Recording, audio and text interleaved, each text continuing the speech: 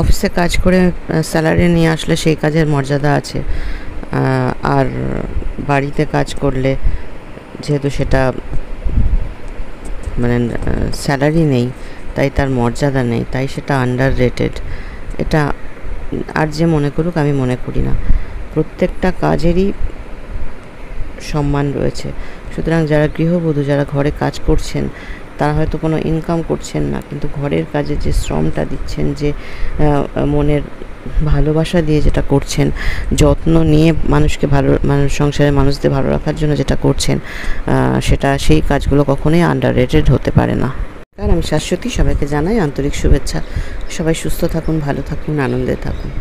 আজকে আমাদের বন্ধু জেবা হাসান দিয়েছে হ্যাশট্যাগ আমরা সকলের টপিক, যে গৃহবধূদের কে সবাই মানে এটা একটা আন্ডার রেটেড একটা মানে পজিশান আর কি। গৃহবধূদের কেউ ঠিক মতন মূল্যায়ন করে না, কিন্তু এটাও তো একটা মানে গৃহ ম্যানেজমেন্টের মধ্যে পড়ে, তাহলে কেন হয় না? তো প্রথমত আমি বলবো যে একটু আমি না কারোর ভাবনাকেই খুব একটা পাত্তা দিই না। আমি মনে করি, আমি যেটা করি, আমার যে কোনো কাজে আমার কিন্তু কোনো লজ্জা লাগে না। আমার যেমন এখনকার যদি একটা ইচ্ছা আছে, সেই ইচ্ছাটা যদি কেউ শোনে, সে পাগল বলবে। আমার বেশ একটু অ্যাডভেঞ্চারাস ব্যাপারটা ভালো লাগে।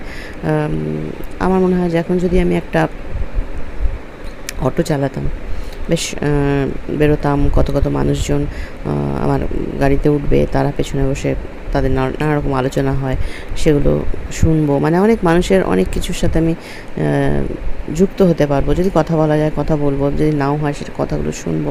মানে এটা একটা নতুনকে জানার একটা ব্যাপার থাকে। কিন্তু অন্য কেউ যদি শোনে, তাহলে বলবে কি যে বাপরে, খোকনের বউ অটো চালাচ্ছে। আমার ছেলে যেমন বলে, মা চাকরির পড়াতে আমি একটা কিছু করতে পারি। ওর ভীষণ ইচ্ছা বেশ স্কুটি নিয়ে গিয়ে সুইগির খাবার দেবে। ওর বাবা বলে পাগল নাকি? আমার কাছে পাগল লাগে না। ও বলে আমি তো গাড়ি নিয়েও যেতে পারি, আমি মানে স্কুটি করেই যাবো কেন, আমি তো গাড়ি নিয়ে গিয়েও দিতে পারি। বেশ মজা আছে, একটা বাড়িতে গিয়ে খাবার দিয়ে আসবো। কিন্তু তার মানে যে আমার সম্মান চলে যাবে। আমি তো একটা ভালো চাকরি করছি, কিন্তু এটা করলে বেশ একটা মজা লাগবে, একটা অ্যাডভেঞ্চার হবে। আমার কিন্তু তাতে কোনো আপত্তি হয় না। যে কোনো কাজই মানুষ করতে পারে, এটার মধ্যে কোনো রকম কিছু নেই। কিন্তু যারা ভাবে যে বাবা এই কেমন কাজ করছে, কেমন, সেটা তার ভাবনা। মানুষের ভাবনার উপরে তো আমার কোনো হাত নেই। আমি কি করছি বা আমি কি বলছি, সেটা আমার দায়িত্ব। কিন্তু কে কী ভাবলো, সেটা কিন্তু আমার ব্যাপার নয়। তাই আমার মনে হয় যে যখন একটা মেয়ের একটা ইনবর্ন ভেতরে থাকে, সাধারণভাবেই থাকে, যে সংসারে সবাইকে সুন্দরভাবে রাখা, তো সেটা যখন করে, মানে যারা গৃহবধূ, এখনকার দিনে তো বেশিরভাগই চাকরি করছে, কিন্তু যারা গৃহবধূ তারা কিন্তু ভালোবেসেই সম্পূর্ণটা করে। সেখানে মানে আমার মাকে আমি দেখেছি যে মার অনেক পড়াশোনার ব্যাপারটা ছিল, অনেক বছর আগের কথা বলছি। তখনকার দিনে মায়ের চাকরি পাওয়ার কোনো ব্যাপার ছিল না, এবং মাকে বেশ সাদাসাদিই করতো চাকরির জন্য।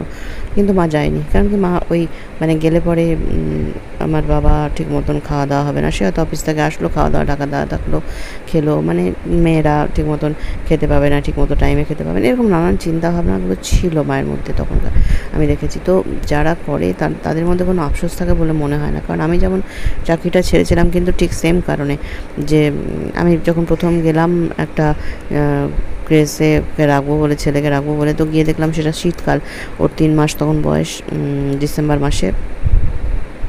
তো দেখলাম একতলায় ওই ক্রেসটা, সেখানে বাচ্চাগুলো হামাগুড়ি দিচ্ছে ওই একতলার মেঝেতে, আর যারা আয়া দেখভাল করে তারা বসে বসে গল্প করছে।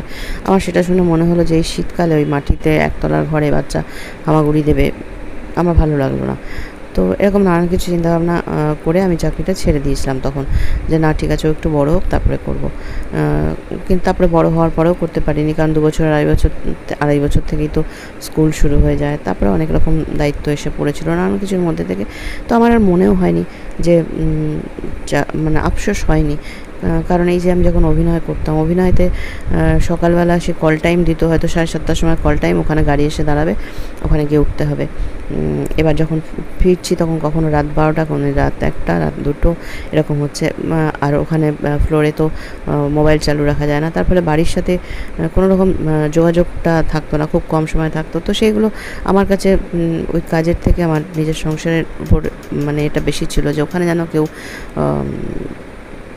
না হয়, মানে যত্নটা মানে ঠিক মতন করে একজন মানুষ বাইরে থেকে এলো, রোদের মধ্যে এলো, তাকে একটু ঠান্ডা জল দেওয়া, শরবত করে দেওয়া, কি দইয়ের ঘোল দেওয়া, বা বাচ্চারা কী খাবে সেসবগুলো ঠিক মতন দেখা, মানে যাই হোক প্রত্যেকটা জিনিস কাজের লোক দিয়ে একরকম বলে আসবো, সে করে দিয়ে চলে যাবে, কিন্তু তার মধ্যে তো ঠিক সেই ভালোবাসা মেশানো ব্যাপারটা থাকবে না। তো আমার সেখানেই মানে নিজের আপত্তি যে না, এভাবে আমি করব না, করে আমি অভিনয় করাটা ছেড়ে দিলাম। এবং তারপরে চাকরির বাজারে গেলাম। চাকরির বাজারে গিয়ে দেখলাম যে যখন ছেলে বড় হলো, চাকরির বাজারে গিয়ে দেখলাম যে আমার সেই আগের অভিজ্ঞতা কোনো কাজে লাগছে না, আমাকে নতুনভাবে ঢুকতে হবে, এবং তখন যে স্যালারিটা দেবে তাতে ওই 9-10 ঘন্টার ডিউটি তে তারপরে বাড়িতে এসে আমি যে টায়ার্ড হয়ে যাব, লাভ নেই কোনো, আমি বাড়িতেও কিছু করতে পারবো না, টাকাটাও এমন কিছু নয়।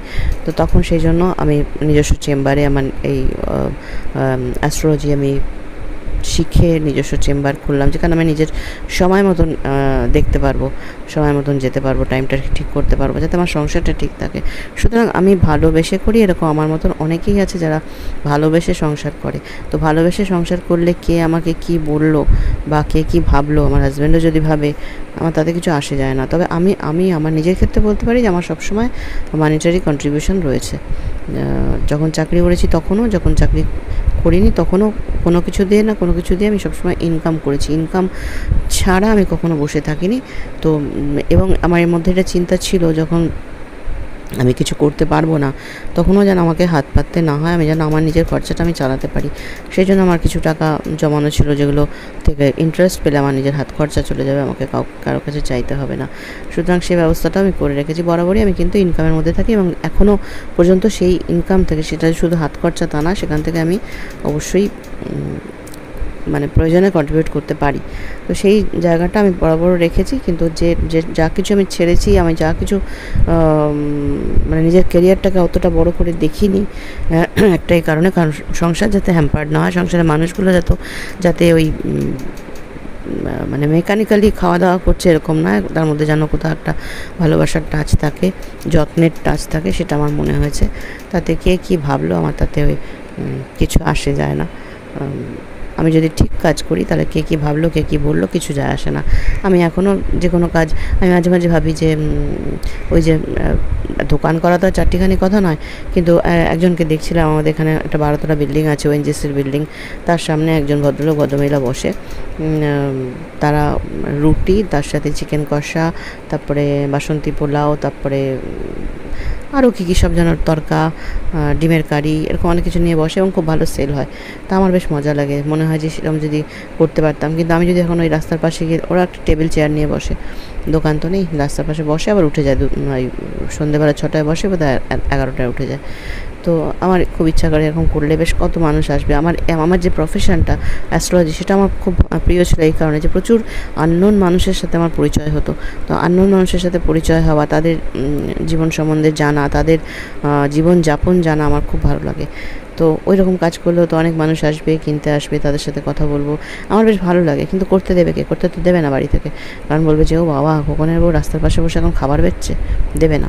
কিন্তু এই মেন্টালিটিগুলো, এটা যদি আমার একার ব্যাপার হতো, আমি অবশ্যই বুঝতাম কে কী বললো, কিছু আসে যায় না। কিন্তু এখানে আমার হাজব্যান্ডের একটা মতামতের ব্যাপার আছে, তার প্রেস্টিজ যাবে যদি বলে খোকনের বউ এই করছে, খোকনের ছেলে এই করছে, তার ফলে আমাদের সেগুলোকে করে রাখতে হয়। কিন্তু আমাদের কোনো কিছু, মানে আমার অন্তত কোনো কিছু মনে হয় না। আর আমার ছেলেও অনেকটা সেরকমই হয়েছে। ও বলে যে যেটা করতে ভালো লাগে না, সেখানে ওরকম অসম্মানের কিছু নেই। তো আমার তাই মনে হয় যে কাজটাই করে, প্রত্যেকটা কাজই সম্মানের। এবার যারা আন্ডার রেট দিচ্ছে, কি করছে, সেটা তাদের মানসিকতা, সেটা দিয়ে তো কিছু করার নেই, তাই না? প্রত্যেকটা কাজই সম্মানের। আর সেটার জন্য একটা জায়গায় শুনেছিলাম যে গৃহবধূদের মাইনে চালু হবার ব্যাপার। আমার মনে হয় যে সেটা ঠিক নয়। আমার নিজের সংসারে নিজে কাজ করছি, মাইনে কেন চালু হবে? ভালোবেসে কেউ প্রেজেন্ট করলো, কিছু করলো, সেটা অন্য জিনিস। কিন্তু চাকরি যেমন করছি, চাকরিতে মাইনে নিচ্ছি, কিন্তু সংসারের ক্ষেত্রে যেটা করছি একদম ভালোবেসে করছি, সেখানে মাইনে নেওয়াটা আমার অন্তত মত নয়।